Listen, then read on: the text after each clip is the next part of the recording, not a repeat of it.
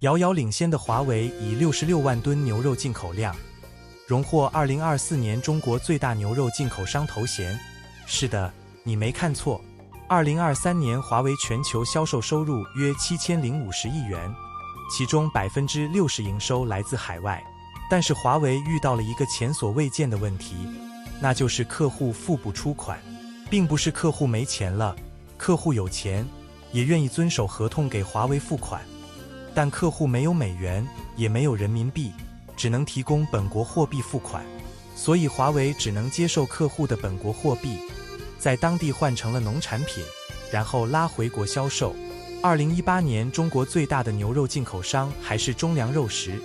当年去骨牛肉的进口额为1.6亿美元，到了今年，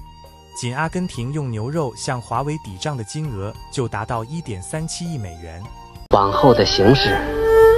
会更加困难。今年上半年，国内牛肉价格持续下跌，每斤跌了10元左右，从原来的30多元跌到20多元。有牛肉经销商说，从来没有遇到过这样长时间价格大幅下跌的情况。内蒙古多位民众告诉记者，现在市场上牛羊的价格差不多跌了一半，养殖户都在赔钱，赔本，饲料贵。内蒙古赤峰村民魏女士说，牛羊现在赔钱，种地也赚不多少钱，物价降得太多了，以前1斤牛肉卖50多，现在才20多。网友纷纷在社交媒体上晒图，华为创办的莫塞尔商城不仅卖牛肉，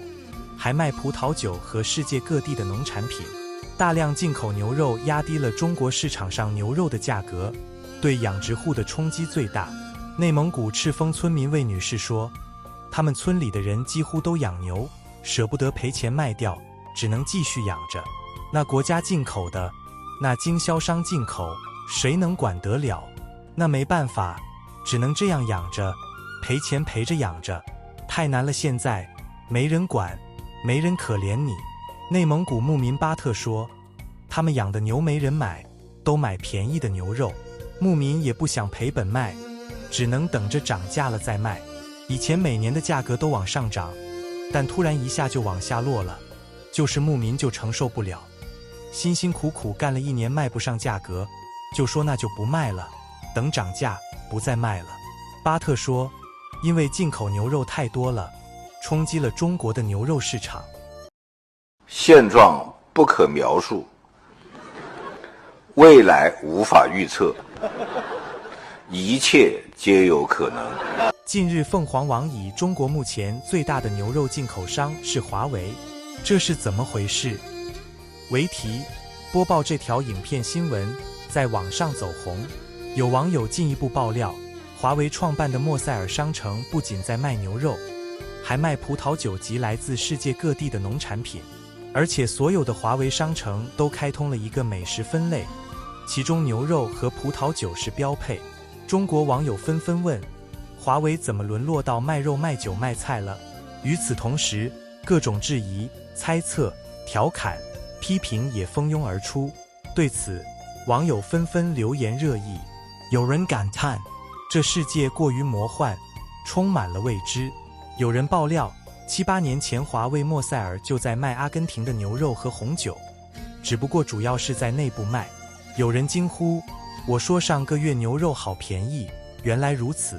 还有人哀叹，华为此举导致中国国内牛肉价格持续下跌，使得国内养牛业和上下游损失惨重。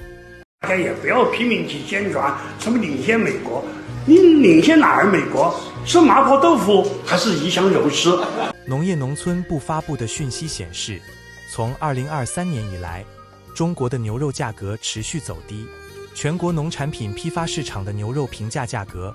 从去年1月每公斤牛肉人民币77.88元一路下滑，至4月19日已降至每公斤66.01元，目前仍持续下滑。公众号远方青木在华为成中国最大牛肉进口商，牛肉价格连跌1年半一文中表示，从经济学的角度看，牛肉保质期短，价格市场波动大，金额也不大，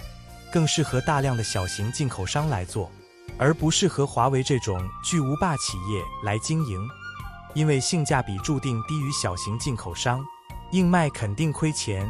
但华为不仅卖，还啥都卖，这就有点不务正业了。